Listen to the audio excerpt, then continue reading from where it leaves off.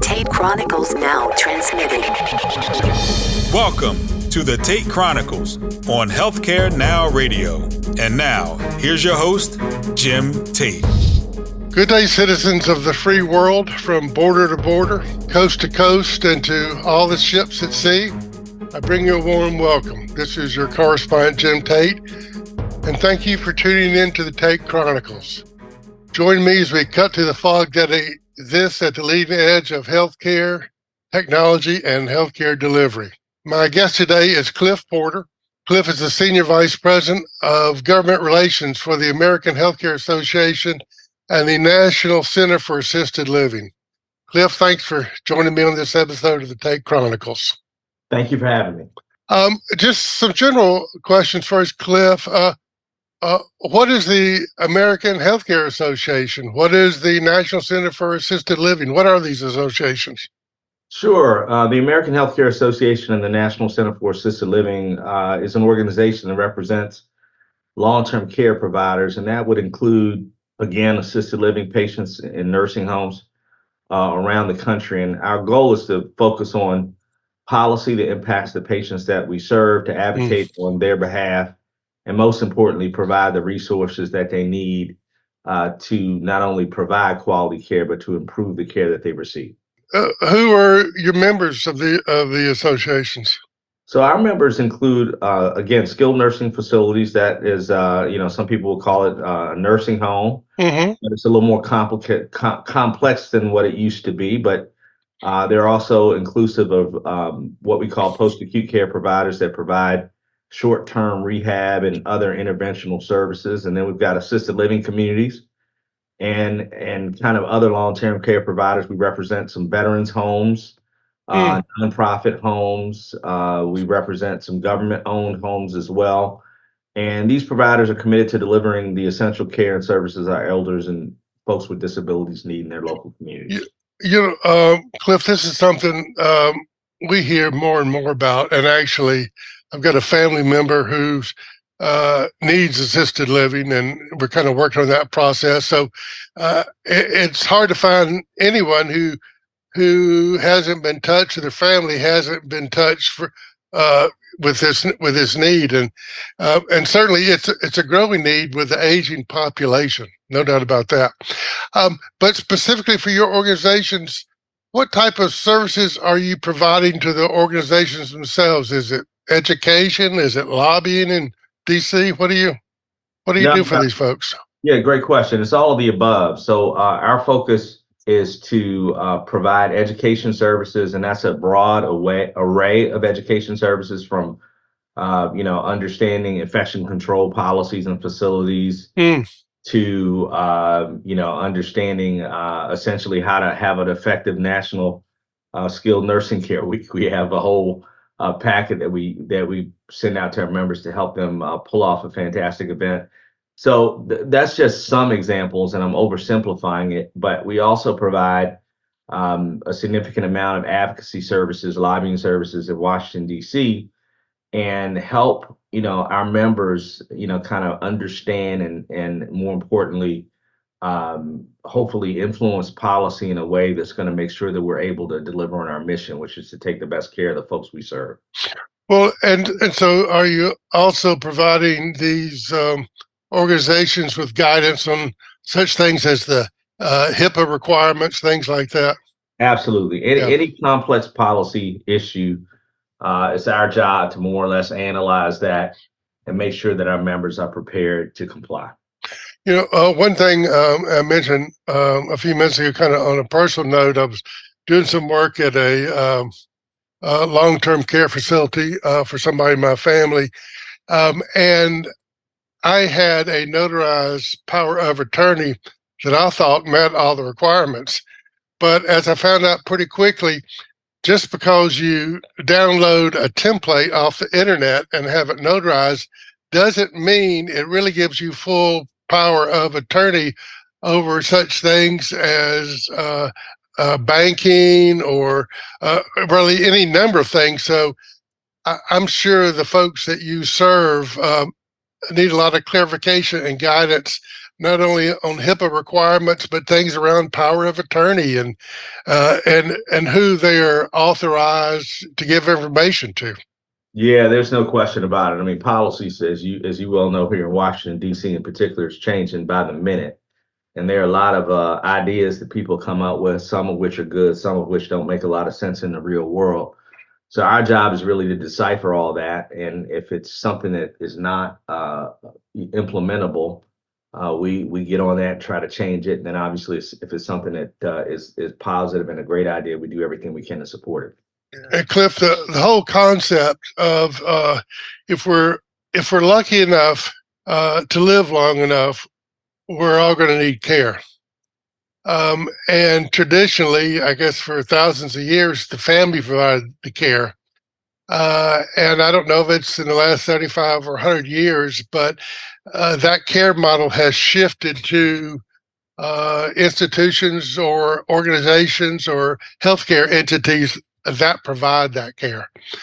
And so I imagine that one of the things that your members have to deal with is just reimbursement, which seems so complex because there are VA facilities, there are Medicaid facilities, there are private facilities. Just the reimbursement and level of care seems really complex to me. Is it that complex? Oh yeah, no, you're hitting the nail on the head. It's a very complex system that we have, and your point about ensuring that we've got the right reimbursements and the things that we need to deliver on a mission is really important. You made a really good point at the very beginning of your statement, and that's how society has changed. And society has changed dramatically. I think about my own dad, who's now in his 80s, but he grew up in a house in Washington, D.C. with his parents, his grandparents, and his great grandparents, and they all lived together and took care of each other. The younger took care of the older. Yeah. It's sort of how they shared the asset, willed the house to the next generation. So somebody always had a roof over their heads. And that was the way folks lived. But obviously, the economy's changed. We've got a very different economy than we did when my dad was a baby. And we've got a situation now where, you have to have two incomes to make anything work these days in most cases. And on top of that, you've got a lot more professional opportunities for women that didn't exist during that time. So the absence, you essentially have an absence of caregivers that can deliver care at home, and they rely on places like our members have in their communities to help solve some of those problems. But as you mentioned, unfortunately, it's a very, very complex system. And part of our role at American Healthcare Association, National Center of Assisted Living, is to try to help folks navigate that morass of complexity. Well, just the demographics, I guess it's often called the aging of America, that baby boomer group that was born after World War II. They're entering an area where they need assisted care or independent living facilities, or something like that. Is that need? I mean, where are we in that demographic plateau? Have we plateaued, or is that need growing based on? Where are we in that, Cliff? Well, we're approaching liftoff. We're at T-1. It's a rocket ship, Jim. This is not a gradual growth and curve any longer. And in the skilled nursing space in particular, the key age cohort is about 85. That's essentially the time when things just don't work anymore at home. Yes. To an age and stage where you could provide support, check on mama or daddy, at dinner time, and make sure their stuff's handled, the bills are taken care of, and they can manage on their own still with a little help. But once you hit about 85, you start consuming the majority of the healthcare spend you're going to have in your lifetime. And that population, or that cohort, that demographic you just described, is one of the fastest growing demographics that we have. There's 10,000 people turning 65 every day right now. Whoa. It's a rocket ship. Now, again, I always say, Jim, I'm 57. My 57 doesn't look like my granddad's 57 did, that's for sure. But because we're healthier, we obviously have more medications and different kinds of technology to help us live longer and live healthier. But once you get to that 85 clip, there's really no escaping. I always say no escaping gravity. Gravity just kind of takes us down, and that's when folks need the services the most. One thing that I'm aware of, Cliff, is that yeah, people who are at a certain age now, let's say 70, are theoretically in better shape than 80 years ago, a 70-year-old. Absolutely. But that and living longer and living healthier, but that also may mean that with good health care, that period of time when assisted living and care could be much longer now than it was 100 years ago. Yeah, it's really interesting. I mean, I've been working in this field now for 35 years this year. Wow. Yeah. And even, the first day that I walked into a facility was actually during National Skilled Nursing Care Week. And the patients that we took care of were just very, very different. And the main reason was because there just weren't a lot of options. You just essentially had, home and a nursing home. And since then, we've had just a variety of differing services develop that essentially provide care prior to getting to an institution. And as a result of that, we've got a lot more options available for people. But the reality is, to your point, the patient that I took care of in 1989 when I first started is very, very different than the one that we take care of today. Again, today it's a very, very sick, complex 87-year-old patient who's back and forth to the hospital, coming to us for services and ultimately get rehab and hopefully get back home. And it's sort of in this circle over and over and back and forth. So it's a real challenge. But I think again, our sector provides a very, very important service at a time when America needs us most. Well, and it's going to be an increasing need, Cliff. So I think in 1965, the Medicare Act was passed, and then we have the Affordable Care Act for folks under 65.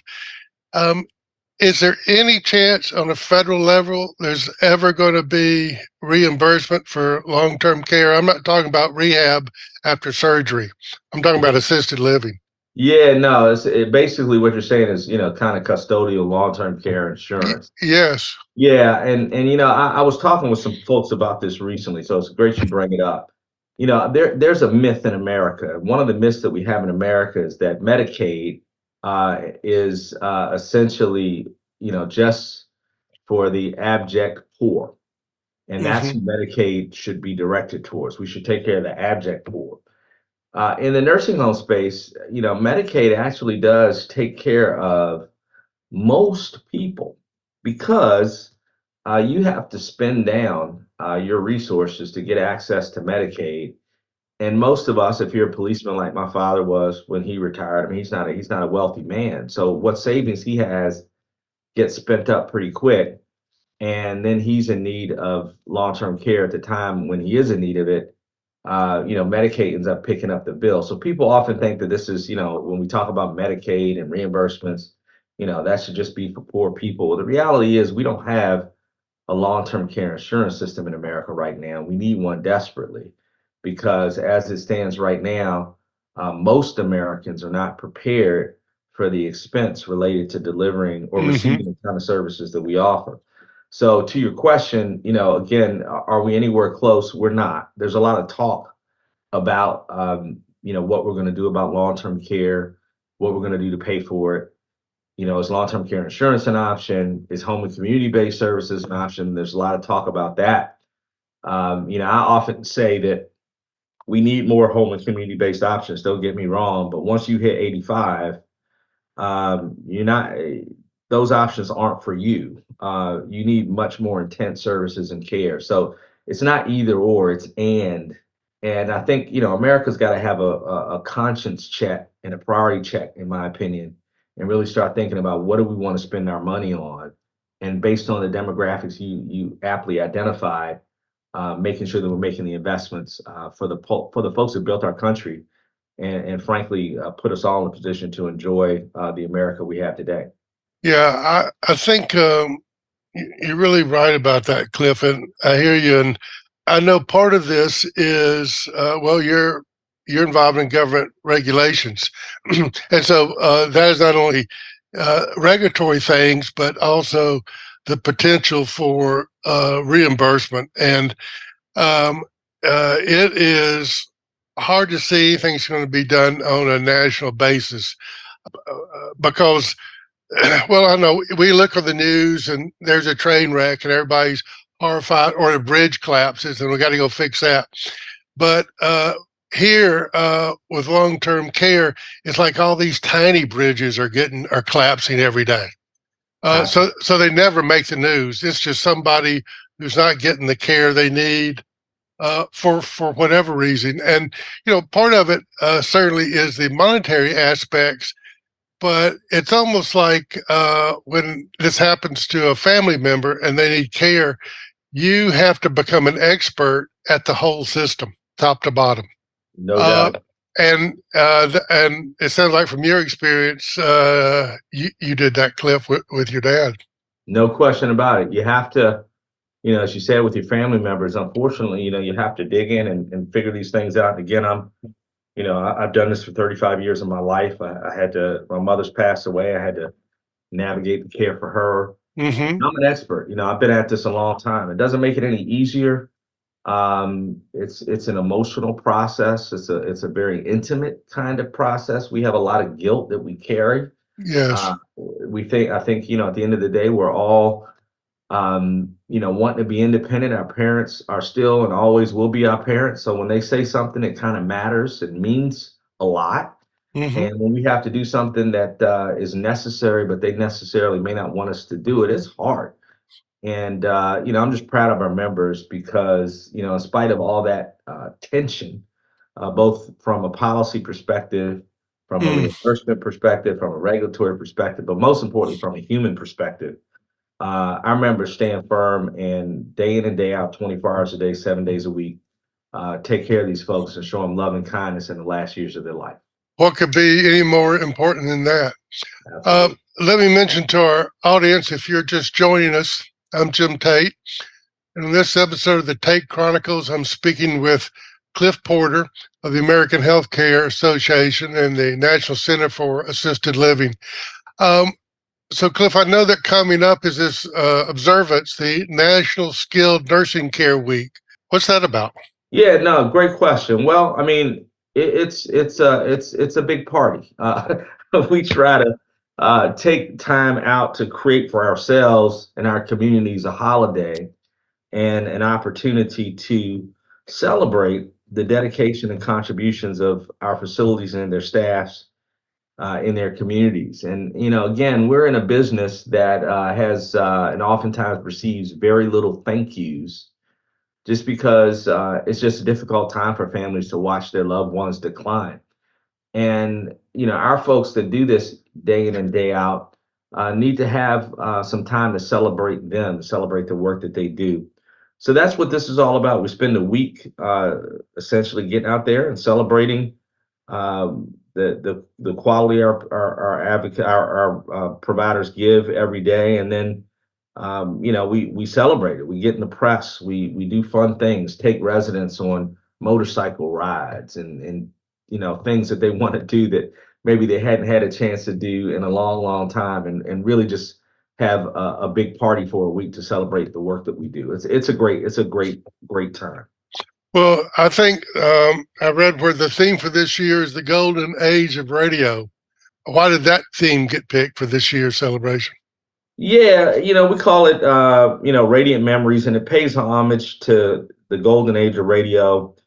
And the idea is to try to foster a sense of connection and joy through nostalgia. I mean, you talked about it, you mentioned transistor radio earlier in the conversation. Like, I know what that is.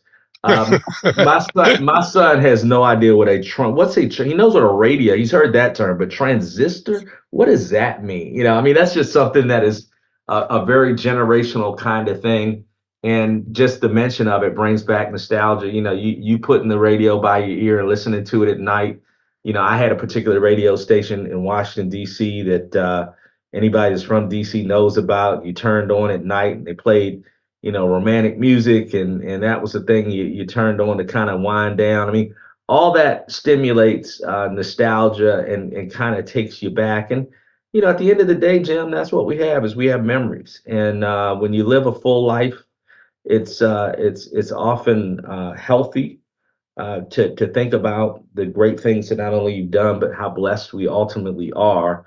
And it's our hope that kind of using the theme of radio stimulates some of those good feelings and thoughts. Where can we find out, our listeners, any more information about the work your organizations are doing in the celebration week?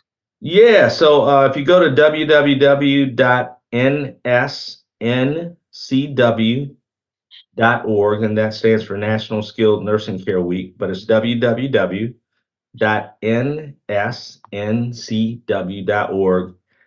We have just a bunch of toolkits, products, all kinds of things that our centers are using and doing. And I encourage your listeners, don't forget about the nursing home in your community. This is a good time, even if you don't have a loved one there. I just encourage you to take your children over there to visit with folks. And this is a great time to do it. And it gives young people as well an opportunity to learn a whole lot. I'm sitting here looking at a picture of my granddad right now. And he's long gone, but he taught me a lot, and I encourage folks to engage. There's a long-term care facility in every community in America, and I just encourage you to go and visit. The whole concept of aging care, it's under reimbursed. It's too complex. There are too many options. It's just a very, very complex thing. And I just appreciate the work that y'all are doing. I truly appreciate it, to try and simplify it in some way for the organizations, and to give them the clarity and the documentation they need to handle what could be handled. Because even in the best of situations, this is a difficult process. And with the aging population, it certainly is getting larger. No, I appreciate that. So true. Yeah, it really is. Just kind of one last comment. I'd like to maybe hear some feedback from you on, Cliff, is if you could wave a magic wand to do something to improve the services that are available, and what would you do? Would it be something being done at a federal level to guarantee reimbursement and care? What would it be? No, that's a great. I mean, if I had a magic wand, absolutely, it would be about understanding first, how do we best deliver care in the communities we serve? What is the goal? What is a gold standard? What's the best we can do? And then get the resources on the ground to do it. And one of the most important things is to have qualified and competent staff. And we have a structural nursing shortage in our country. We've had it for years. It's not getting any better. And we just have more and more nursing staff are retiring than they are coming into the system. And as I shared, and you brought up earlier, look at that aging demographic. So if you think about it, we got more and more people needing care and less people available to care for them. So between reimbursement and waving a wand and getting folks interested in healthcare and being a caregiver, and getting folks trained and making sure they have a heart to do the kind of work that we do, I think that would take care of a lot of the concerns that families have today. Cliff, that's a good place for us to end this conversation. To our audience, thanks for joining me on this episode of the Tate Chronicles. And I offer a special salute to my guest today, Cliff Porter, the American Healthcare Association and the National Center for Assisted Living. Cliff, I really appreciate you and the work you're doing. Thanks for coming aboard today. Thank you, my friend. I enjoyed it. And thanks to your listeners. You can find more information on this show's program page at healthcarenowradio.com. That's healthcarenowradio.com.